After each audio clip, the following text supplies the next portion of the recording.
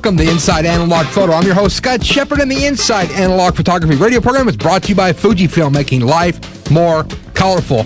Great black and white, chrome, negative, instant pack film, you name it, and Instax now in the country. Check them out, www.fujifilmusa.com/professional, making life more colorful. Our friends over at, of course, Richard Photo Lab, a great place to send all of your chrome, your color neg, everything. These guys do beautiful work. Check them out, richardphotolab.com. Our friends over at DR5, so you can turn your black and white negative film into chrome. That's it. Black and white chrome, incredible stuff. Check them out, www.dr5.com. Upstrap at upstrap-pro.com, the place to get a camera strap that will not let the camera slide off your shoulder. A necessity in photography. Make sure you check them out. And of course, our media partners are the Analog Photography User Group, apug.org, the place on the net to find out everything about the traditional photographic process. You name it, it's going on over there. Emulsion making, development, black and white, color, you name it, everything going on, wet plate, dry plate, alternate printing process, you name it, it's all happening, apug.org. And on today's show, we got a very cool guest with us. We have with Yvette Roman. Yvette is a professional film-based photographer from Los Angeles, California. She shoots portraits, maternities, weddings, all film-based workflow. Very cool stuff. Yvette's got some beautiful photography. She does some testing for Kodak, shoots all kinds of film, and just some great stuff. She's a great photographer. And a really cool person. Yvette, how you doing today? Good. Thanks for joining us here on Inside Analog Photo. Yvette, you're a film shooter from Los Angeles, California. You do beautiful weddings, portraits, children, all kinds of great stuff. So we just wanted to profile you today to talk about what Yvette's up to, how you got into photography, what kind of gear you're using, your workflow, and what's going on with you. So why don't we start out here, Yvette? What got you into photography? My dad just kept giving me cameras when I was a kid. So I think that's pretty much the beginning. Then I went to Art Center, College of Design, for photography, and started my business. Now, did you start out doing weddings? Did you want to do fashion or still life? What actually want to make you go to the art design school for photography? I actually wanted to do bands and CD covers. So that's what I did for a long time after I started my business when I got out of school. So I've shot lots of rock and roll folks.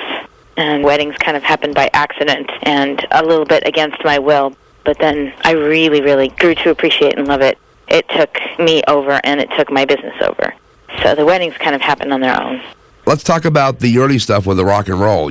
You started doing this before you went to school? Did you wait till after you were out? Well, my stepfather who raised me was a record producer. And so I grew up in that business and knew a lot of these people. We had rock and roll people hanging out at our house all the time, and we'd go see bands all week and all weekend and be in the studio and all of that. So it was kind of a natural progression. So really for you, it was no big deal. You were just hanging out with the people you always hung out with anyway. Yeah, and that kind of worked against me a little bit, too, because I think a lot of photographers might need to have a little more starstruckness to be able to penetrate into that world in a more meaningful way. It was business as usual with me, and so I might not have been as starstruck as my competitors seem to be, which always impresses everybody. But yeah, it was my world growing up. What kind of people did you get to photograph when you were doing the record music stuff? Big and small. I photographed a ton of alternative bands. That was sort of my niche, most of which don't exist anymore. But I photographed some very famous people, Roy Orbison, Joni Mitchell. I photographed and worked on a big project with Timothy Leary and David Byrne. Who else can I think of? There's a lot of bands, but again, many of them don't exist. It was sort of during the grunge era of rock and roll. Did you typically set shots up with these people? Did you just sort of cover it as a documentary-type photojournalist? How did you interact with your music people? It was mostly through the record companies. I did a lot of work for A&M Records, which also doesn't exist anymore, and a lot of work for Epitaph Records, which is a punk label. Mostly they'd give me assignments to shoot publicity shots or CD packages or what have you. Again, because I grew up in it, it just wasn't so alluring to me to just go hang out at clubs all the time like a lot of people and get to know all the managers and do all that thing. So I was already leaning toward the commercial end of it. Let's talk about the wedding stuff. I know you shot your first wedding in '96. What brought you to do this? Did someone beg you, like, here, please shoot my wedding for me, I don't have any money?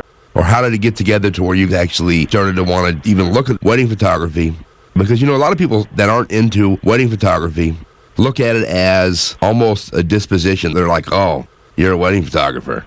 Coming from the world I came from, being trained as an advertising photographer, it was definitely a closeted thing. It was a dirty little secret for a little bit of time, a very short period of time. And what happened was my husband is a graphic designer, and his best client at the time was getting married, and she was absolutely convinced that I was going to be her photographer. And I said, no, I don't do that. I can't do that. Ew, that would never be okay, and all that. And that was way back, about 12, 13 years ago. Wedding photography was really different then. You have to understand. It was not what it is today. She kept calling me and telling me she wasn't going to book anybody else, and I kept feeling the pressure. And then we had a meeting, and she showed me the very first Martha Stewart weddings issue. And I was blown away. I thought, oh my God, you are allowed to do that? It was ridiculous. And it just opened the world. It was so much more gratifying to hand her an album, which I made pretty much by hand then. I didn't have binders. I didn't even know how to do anything. I just kind of took it and made it my own. It was awesome, and I just loved it. It just grew on its own from there. So it really took me by surprise. Let's talk about what the perception was and how wedding photography was back in '96 when you started compared to what it is today. Well, everything was flash fill. Everything was formal. It was old school wedding photography. Everything was set up. There was no spontaneity, no photojournalism. There wasn't much of anything. A lot of medium format, but very still overly produced medium format looking things. Oh, put your hand just like this. No, that finger has to go over there. It's so overdone. And that's what I saw wedding photography as. And tons of flash film, no natural light. Everything was very contrived back then. It was just so trite. It was just so done. Yeah, I still think a lot of people use too much flash. Oh, no, I use flash, believe me. You have to at parties, and things get too dark, and you can't just shoot grainy photos of everything. But a gorgeous day with incredible light, and here the guy is with the flash fill. The couple is overly lit, and then the sun sets in back of them, and it was awful. So I took what I knew from all the rock and roll shooting that I did and brought it into the weddings. Well, typically with the rock and roll stuff, you're in a club, you're available light, so it's like whatever's there is there, and you don't have enough power to overdo what's there natural light-wise inside of a club. And on top of it, they wouldn't want you firing off monster heavy-duty flash when a band's playing a club anyway, so it's like you got to get what's there. Right, and I did shoot my share of that. I also shot a lot of studio photography for CD packages and whatnot, but having shot in that grunge era of music, a lot of natural light and a lot of crazy locations on the prairie in Kansas with the grunge band and things like that, levees in Northern California. Everything was about putting them in a location that didn't go with what you'd think. So, yeah, you have to use what you have, definitely. It's definitely very much like wedding photography in that you have to be somewhat of a warrior. You have to just make it work. What was the thing that really sparked off your big interest when you saw the first Martha Stewart magazine? It was the moments that people were capturing and the way that they were capturing them. And it just, I don't know, it was very moving. It was very emotional to look at this style of photography. That was John Dolan and Meg Smith. They were all shooting film, and digital hadn't come into its own yet.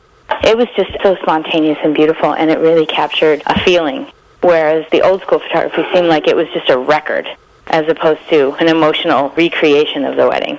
So let's talk about that when it comes to the emotional tie into the wedding. A wedding is a really big event in somebody's life. Sometimes it can be the biggest one that they've been able to participate in. And I know there's different styles of wedding photography. Some people shoot it straight photojournalistic, fly on the wall, never talk to their client. Boom, they're there, they get a few things and they're out. How do you interact with your clients? How much do you see the personal one-to-one intimate relationship with your client? And then how does that convey into what you're doing with your photography? How involved do you get with your client, I guess is what I'm getting at, when you're actually doing this stuff to be able to keep people comfortable with what you're doing and be able to get these intimate moments? Because I think a bride has a different view of wedding photography than a groom. Yes, definitely. Well, one of the things that I do is I get to know my clients as well as they'll let me before the wedding, being that I'll go have coffee with them, I'll go have lunch with them, I'll have dinner with them, as much as they'll have me. Some people aren't as into this, others are, so I end up having multiple encounters with them. Also, I love doing engagement shoots because we can go out there and sort of practice together, so to speak. And everybody is so comfortable with each other by the time the wedding rolls around that I've sort of become as much the furniture of their life as their friends and their family. So it's not an odd presence to have me there. And it loosens everybody up, and people are really generous with me with their privacy and their intimacy. But it's a relationship that's built. I have very few weddings where I get a phone call, they've seen my work, and I send them a contract, and then I meet them on their wedding day. I think I've only done 2 weddings, maybe 3 in the last 12 years. That figures into it a lot. Do you see that women have maybe a better touch at doing wedding photography than men with making this intimate connection and maybe knowing what a bride wants more than a male photographer?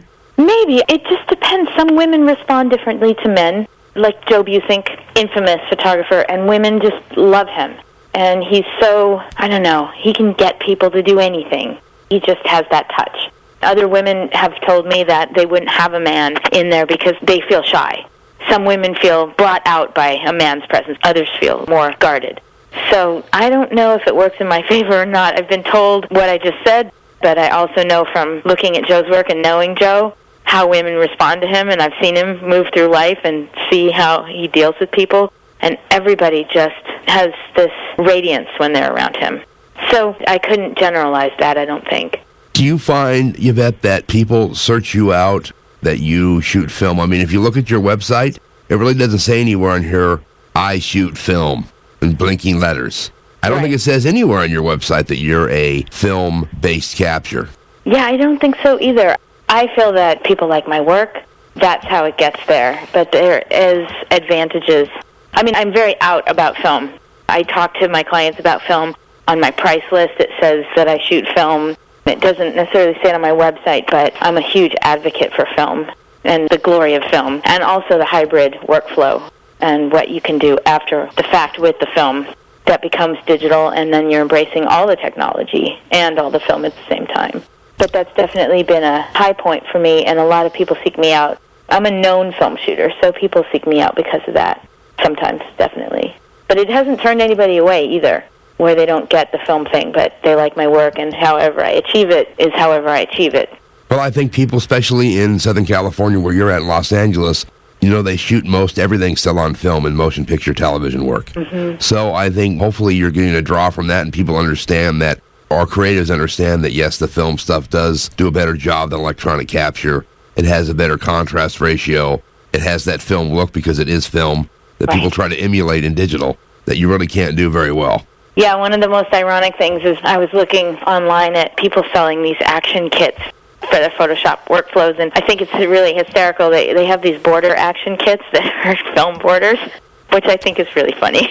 You're going to go through all of this dissing of film, and then you're going to shoot digital photos and put a film border on for your print, which is really weird.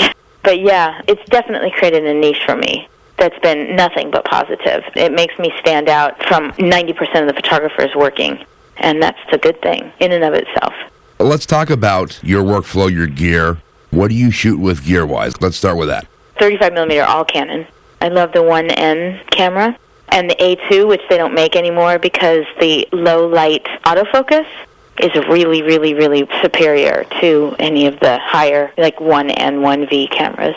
So it's great for shooting parties. Really? Mm-hmm. Wow. Yeah, because I don't use the Canon flashes. I use a Q flash. And the Canon's little flashes don't have a lot of power, but they have a focus support where it helps the camera see in low light, but the Q flash doesn't. So the A2 is a great camera for that. And then I have my Hasselblad, and I have some vintage cameras. I have some Diana cameras, Holgas. I love that Hasselblad panorama camera. It's amazing. Now, my big wish list is to have a Contax. Yeah, the Contax is a really nice piece of gear. Oh, God, I know. It's amazing. So that's my want. What's your favorite piece of glass? What's your favorite lens? It just depends. Right now, I'm pretty into my 24-70. I shoot practically all my weddings with zoom lenses. I just got that 90mm tilt-shift lens, which is pretty fun. Yeah? I do shoot advertising, architecture, and interiors as well, actually. And I just got this 14mm Canon lens that's rectilinear, and it's absolutely stunning. That is a great lens. It's very expensive, but it's cool. Oh, God, it's so expensive. You just want to faint, but it's such a beautiful lens. If you shoot that kind of thing, it's pretty much a necessity to have a lens like that. And it's just the most finely engineered piece of equipment. It's just flawless. It's beautiful. Do you find you use that at weddings too, or that's pretty much just for maybe detail shots and exteriors and so forth? I've brought it to a couple of weddings where I've known that I really have a tighter space to shoot, or like a room shot. But I'm a little possessive of that lens. I mostly use it when I shoot architecture and interiors. I'm just terrified it's going to get dropped or something. But yeah, I have brought it to a few weddings and put it on a tripod and shot some low light, very broad rooms, and it's just amazing. So when you're out doing the wedding shooting, how much do you set up? Are you doing any kind of formal portrait, or do you pretty much just let it go and maybe grab someone real quick, like, oh, here, just come here for a second, let me grab this? Or how do you do your workflow when it actually comes to the actual wedding day? Well, we plan a lot, and I go and see the site. We always do family pictures, and I make the bride and the groom make a list of groupings that they want so it can go quickly. Because those photos, albeit they're really set up, and some may say that they're a bit boring, those are always the ones that people have on their walls, and it's like the representation of the family. It's the classic. So we do that, but we don't do them in the shape of the pyramid by height order like they used to do or anything like that. We try to keep them very warm, and people have their arms around each other and they're laughing. But it's those groupings of certain people together. So we have that, and then I like to take my clients for 30 minutes, either before the wedding or after the wedding. We go off and we shoot portraits where they're aware of my presence and I'm directing them, and we also shoot portraits where they're just goofing around on their own and I'm just following. So it's sort of a hybrid, kind of a faux photojournalism thing. I like to have a connection with the people. When strangers look at people's albums, I want them to feel invited. And if the photography is too distant, it doesn't feel as warm to me. So it's both. I do both all day long. Let's talk about a very important part of your capture is film. You're shooting film, probably 90% film, I would guess, maybe a little more. What does Yvette like to shoot stock-wise? You go in there with 20 different kinds of film, or you're using 2 different ones? What are you doing for film? I have a lot of film with me. I shoot. I love Tri-X. It's just the classic. It's so beautiful. And I'm a big fan of T-Max 3200. I love the portrait films. They're really beautiful. I do take the time to find out a lot about the weddings that I'm going to shoot. And I really like the Fuji 400H. Love it. It's beautiful. I shoot it quite a bit. It just depends. I'll be in a Fuji 408 mood or I'll be in a portrait mood, and I'll pick from them. And the Portrait 800 is quite wonderful. Ilford makes a nice 1600 black and white film that has really fine grain. I really like the N400, the black and white film that you develop in the C41 processing. Isn't that stuff creamy?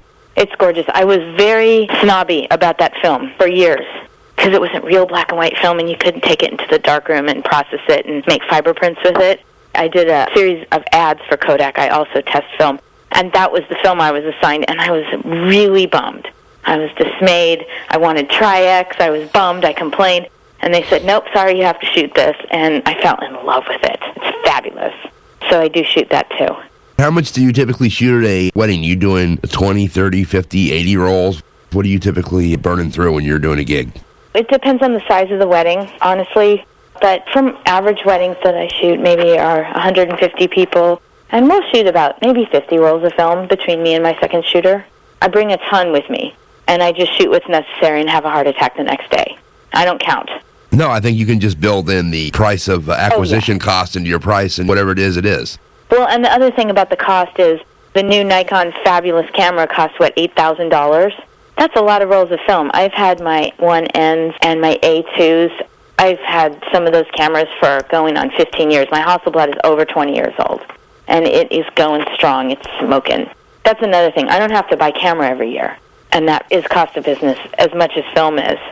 So a lot of digital photographers are putting a lot of money into their gear and not realizing that that is part of their shooting cost. Well, yeah, I mean, especially with the price of gear now, I mean, you can get on eBay and other places used 1 VHSs for, I don't know, a third of the price of what they cost new, and basically they're brand new because people sell them on eBay because they're like, oh, I went digital. I shot 6 rolls here. You can get an F6 for nothing. It's unbelievable. Exactly. You can get amazing Hasselblad equipment, and these cameras last forever. I understand that digital cameras only have so much in them to shoot that they end, their life ends. Yeah, well, the sensors and things do go. The biggest problem with digital is the technology gets outdated and the new stuff gets better and no one wants the old stuff. So like you said, it's this repetitive action of every 18 months. Let's go spend another 10 grand. 2 more bodies. And honestly, that's a lot of weddings worth of film. So I think it evens out. And it's also your time in the back end, too. What is your time worth? And I hope would impress upon anybody shooting digital that a lot of people undercut themselves because they're, quote-unquote, not spending any money on the wedding, but then they'll spend 60 hours on the computer after the wedding. You need to be paid for that. I fear for people who are charging $2,500 to shoot a wedding. And then they spend a week processing the stuff. Like you said, you need to be shooting on Saturday and Sunday, and you need to be marketing during the week. And maybe spend one day dealing with the images. Yes, exactly. And not 5, and someone else doing it too. Exactly. And I'll tell you, I do spend a lot of time editing. I'm a very careful, methodical editor. And all of the scans go through Lightroom, and then they go through Photoshop for final little retouching and bit of spotting here and there. But I'm not color correcting. I have my look that I do that is achieved by my lab, who does amazing scans for me, but also a little Photoshop here and there. And I'm not saying I have no back-end workflow, but it's so much more minimal than digital photographers. Let's talk about workflow. So you shot all this beautiful film, lots of great Kodak Portra, some Fuji, little this, little that, whatever, depending on the mood and the environment. Where does Yvette send your film to be developed? You doing this stuff yourself? What's your workflow after you've done acquisition? The film gets taken to Richard Photo Lab, and they do my processing and scanning. The scans and the processed sleeved film come back, and then I upload it all into Lightroom and edit from the scans. And the scans are the roll and frame number of the film, and so they get a number put in front of them in Lightroom. I organize the photos from the beginning to the end, so the photos in their numbering tell a story. And then the photos get like 001, 002, 003, blah, blah, blah. But the roll and frame number is on there, so people can identify which roll of film it came from and which frame it is as well. And then minor corrections in Lightroom, and then it goes once through Photoshop for all the minute little things. Then digital upload onto online storefront, and then we make albums. Most of the printing is done through the scans, but I do my share of fiber printing and fiber print orders from the film. What's amazing is you're using Richard. I mean, I talk to photographers that specialize in event at some point, some kind of bigger workflow than just a roll or two. Maybe they're shooting some still life. But everybody that I've been talking to recently here that's doing wedding, portrait, even event work for commercial clients or whatever, they're all using Richard. All over the country. It doesn't matter where you're at. I'm so lucky that I live in Los Angeles because I have access to some of the best labs definitely in the country, possibly in the world. I mean, there's the Icon. I do a lot of commercial stuff, and I was using them a lot. They're a fortune. In fact, I have a Kodak sponsorship, and we've partnered with Icon to do film tests. But Richard has taken weddings. They really have. I don't think that there's any real custom lab in the country besides Richard, who has taken the time to get what the needs of wedding photographers are for their finished product and their workflow and whatnot, and can customize it so much. They really care about your preferences there. They've made it their business to sort of take on that niche, and there was nobody doing it. The big giant labs like Miller and whatnot, they were getting all the business, but they're big giant corporations, and Richard Photo Lab is a whole different animal. Talking about workflow and customization with Richard, what have you found that you get that's custom that you wouldn't see somewhere else? Let's say they're doing your scans. Do you talk to them about, well, don't color correct them, I'll do it myself in Photoshop? Because, of course, as you well know, different lighting conditions with film, you don't have an auto-white balance. You can't just go automatic digital, fix it in camera raw. Sometimes the labs will do this color correction, or do you like doing this stuff yourself? What do you like to specify that you find that Richard or any other lab you work with that you have done custom that's not what would be the run-of-the-mill? I do this with all my vendors. I sit down and I talk to them and I meet them. And I know people work far away. My friend Brian Johnson uses Richard Photo Lab. He lives in Birmingham. So a lot of this has to do with a lot of phone conversations, and they look at your prints. I mean, Bill Pine, who runs the operations at Richard Photo Lab, and I sat down and I showed him how I want my work spit out to look. And I talked to him about the latitude of where I want my Tri-X to be scanned for this kind of print outcome, but the look of my color work, and he figured out the scanning preferences for me. I know a lot of photographers who use them, and I'll say, well, my work is more like X and less like Y, so if we can go toward that X, that's great. And we've honed it. We've really honed it. But the relationships are so important.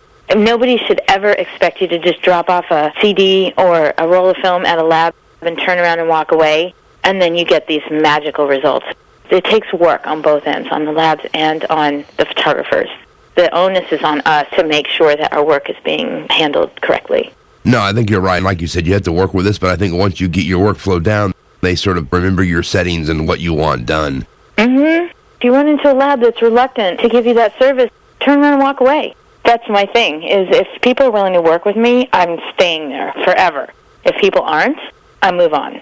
And that's my thing, because I need to have relationships with these people, because the vendors are the blood of your business. And so if you don't have a vendor that's willing to make a personal relationship with you and wants your work to spit out like everybody else's work spits out of everybody's machine because they don't want to spend 10 seconds and adjust something every time they see one of your rolls of film coming or one of your CDs coming into the line, then not my lab.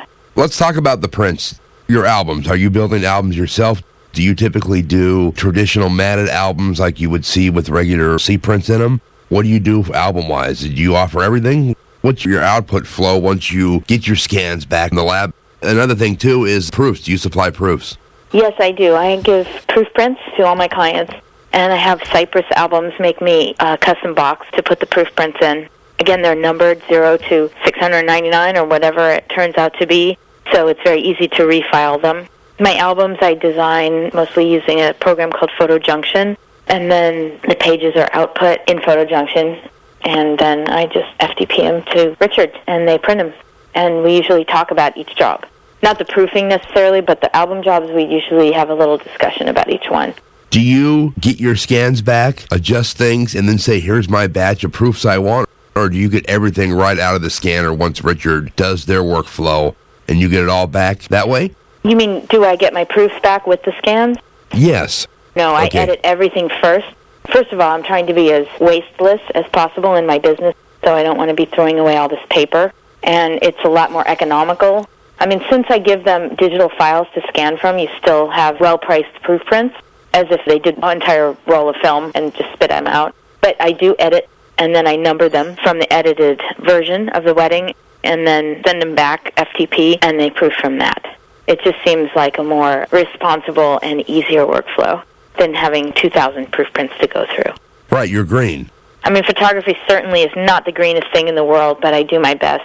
We've been printing a lot of stuff on bamboo paper from Hahnemühle on the inkjet printer, and people really are responding well to that. I'm trying. I mean, film is not green, I'll tell you that. And so I'm trying to compensate in other areas. But, I mean, it's not too bad, though, with the chemicals they have now and the way they process and reclaim things, especially in the state of California where Richard is pretty hardcore with their environmental stuff. I think it's okay. It's not like they're just pouring stuff in the bay. But it's still creating chemicals that have to be disposed of, and of course they're disposed of properly. Of course, they absolutely must. And Richard is actually in an incorporated city in West Hollywood, and they're even more hardcore than City of LA. Of course, it's all dealt with properly, but it's still something I'm aware of. So, again, I'm trying to do my best to make a balance. I mean, that's really cool to see that you actually get the scan stuff back with the negs, and then you actually go through, make your picks, do some edits, and say, okay, well, here is 400 prints, 400 photos from the gig, and not give them 2,000. Oh, no, I usually give them about maybe 600 photos from about 2,000 shots. It always edits to a different number, but that's about the average. If it's a larger wedding, maybe they get more. Right. Tiny weddings would get less, obviously. There's just less things to shoot. That's overwhelming for people. And now I've heard recently of a film photographer who actually gives proof sheets, which I would never do. People don't know what to do with them. I'm all for proof prints, and I think that people should have a tangible, physical record of their wedding, no matter what. I would never make a deal for a wedding on a package where I'd reduce the package and not give them proof prints, because I don't think online proofing is enough, because your wedding disappears. They need to have that as their heirloom. Yeah, like you said, besides the album and so forth, it's nice to have prints. Yeah, because you're not going to have 600 photographs in an album. So it is a record of all the guests and the fun and the this and the that. And then your album becomes like sort of art piece of the best of. Now, when you produce the album and you have Cypress do it, these are all matted traditional albums, correct? No, they have flush albums too. Cypress makes the Iris book, which is a flush album. Right. And it's the same as pretty much any other company's flush albums in the print department. But, of course, Cypress has its own handmade covers and all of that. I love that company. They do everything by hand. For their matted albums, there is a human being that cuts the mats with a mat knife by hand. It's extraordinary. And they're all made in Los Angeles, so it's an American product, and they're pretty fabulous. But the Flesh albums, the interiors are much like Leather Craftsman or Queensberry or whatnot. Right. But of course, the covers are different because they do the silk.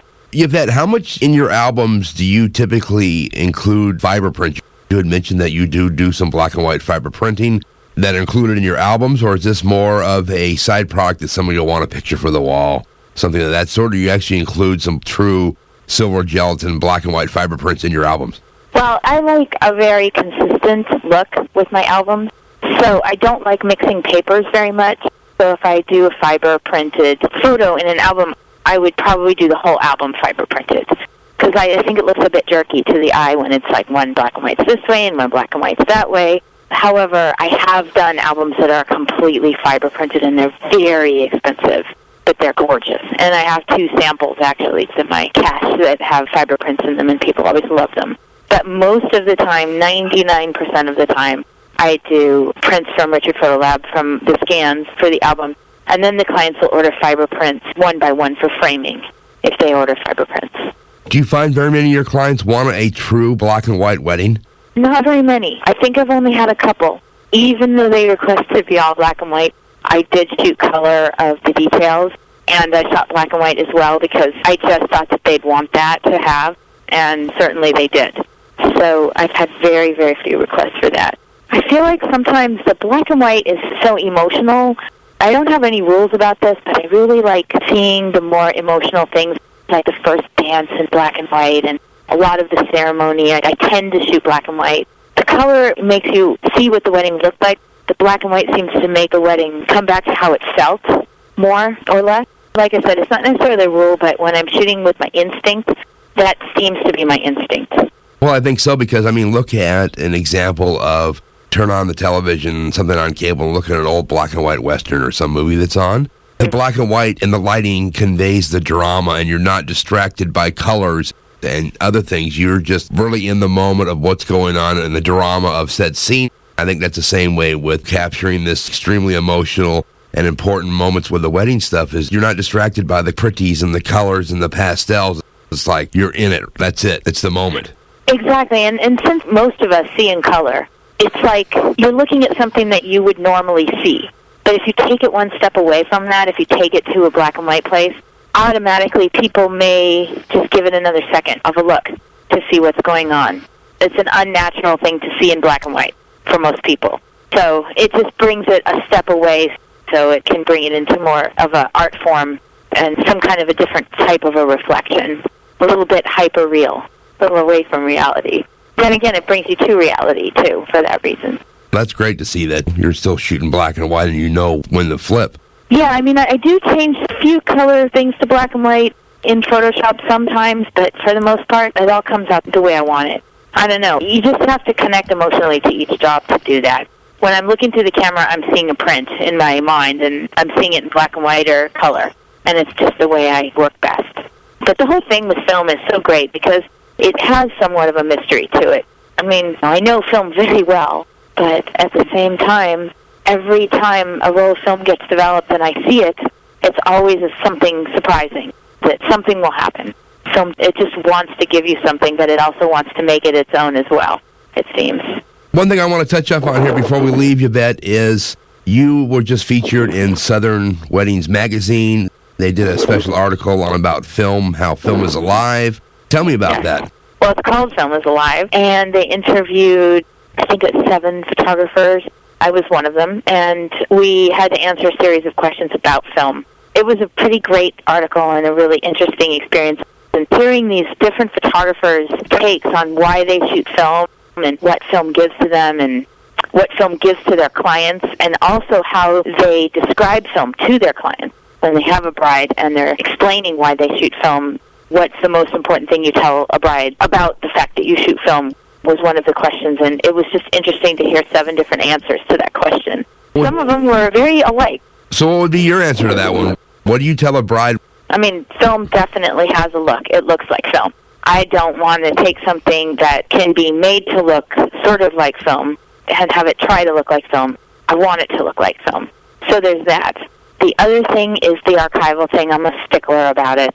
I think that beyond the album, the record of having negatives that will last for 200 years is very important. The society has become so instant. We buy crappy products that don't last very long, and then we throw them away and get new ones. And that's sort of the nature of our society right now. Nothing is built to last, but film is built to last. And I think that for a wedding, you're making a document of a family history. And I think that that needs to be a historical document and treated as such. And how many of us have stuck a DVD in there that seems perfectly good into our computer and it just decides not to work anymore? I mean, your wedding would be on a SideQuest disc, right? I mean, how would you even open it up? You're done. Yeah. You're done. And so people will justify it and say, well, you know, when DVDs are over, of course you can transfer all the images into the new format. But who's going to do that over 6 generations of people? Who's going to keep thinking, oh, I better get that wedding for my grandparents on that other format before this format changes? There will always be a way to copy and scan something, i.e. film or whatever analog product you have. But these digital files, and I'm not dissing digital. I shoot advertising digitally. I love my 5D, but I don't see it as an everlasting product that is archival in the way that I understand archival to be and that I need it to be. My clients can have a DVD of all the scans of their wedding, and they can have a DVD slideshow and all of the bells and whistles. But what they put away in the perfectly safe box that they get from Light Impressions, that's what they have forever. Do you actually turn your negatives over to your clients? I do. I think that they should have them. I keep the copyright to all my work, but they can possess the negatives, because if I go out of business or if I move to Australia or Italy or I pass away, I don't want the archive of their wedding to be somewhere where they can't find it. So they do get that.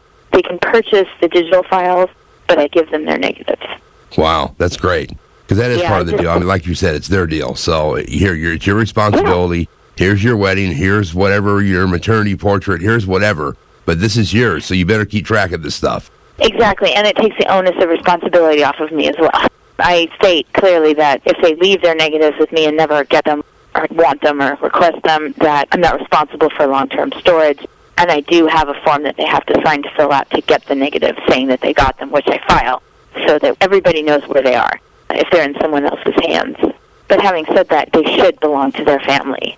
So again, it's their family history. And in my opinion, I wouldn't diss anybody for doing their business in any kind of a way that's appropriate, but that's just the way I see it. Sure. So, Yvette, of course, they can look at your stuff here in this article on Southern Weddings that's out right now. Give us your website. They can go look at your beautiful photography. You got some great stuff up there, your portraits, your wedding work. Where do they go check out what Yvette's up to on the web? My website is yrphoto.com. Building a new website right now, which should be up in about maybe 6 or 8 weeks. And it's going to be the same URL, though. And it'll have a blog, too. So that's where I can be found. You're going to be anywhere where someone can actually see you, talk to you. You're going to be at a trade show. I know you do a lot of work with our friends over at Kodak. Where can they find out what you're up to? Well, I'm going to be at WPPI, and I'm sponsored by Cypress Albums to Go, so I'll be at the booth quite a lot during WPPI trade show days. I am also going to be at Richard Photo Lab, it turns out, as of yesterday. I don't know my hours in each place yet, and I haunt that Kodak booth. It's not a formal thing. I know you'll have images up in their booth, yeah, so they can definitely check out some of your work. last year. Yeah, I don't know what they have planned for this year. Last year I had some work up. They just asked me for something, but it was a mystery as to what they were going to use it for, so I couldn't tell you. Better to be asked than not asked. Exactly. They can be mysterious over there. Very we need this. Why? Oh, just we need it. Right. They need new pictures for the cafeteria, but it doesn't matter if they want it. Exactly. If they want it, they can have it, as far as I'm concerned. Yvette, I really appreciate you spending time with us today. This is beautiful work you're doing. So cool to see your shooting film and your workflow and how that you can still do analog capture in this digital environment and this hybrid workflow. And it just goes to show that you can be a professional photographer. You can shoot film. You can create beautiful work. And you're not held back or there's no limitations. It's just really cool. Absolutely. It's all of this technology has done nothing but support what I'm trying to create. So it's all good. Yvette, thank you so much. I really appreciate it. We definitely look forward to seeing you here at WPPI and speaking to you again very soon. Thank you so much. Thank you. Have a great day. Well, there you go, Yvette Vorman. Very cool stuff with Yvette. You really need to check out her photography. Beautiful work, all film-based. Check it out over her website, You've been listening to Inside Analog Photo. And of course, we'd like to thank the sponsors of the Inside Analog Photography radio program, Fujifilm at FujifilmUSA.com/professional.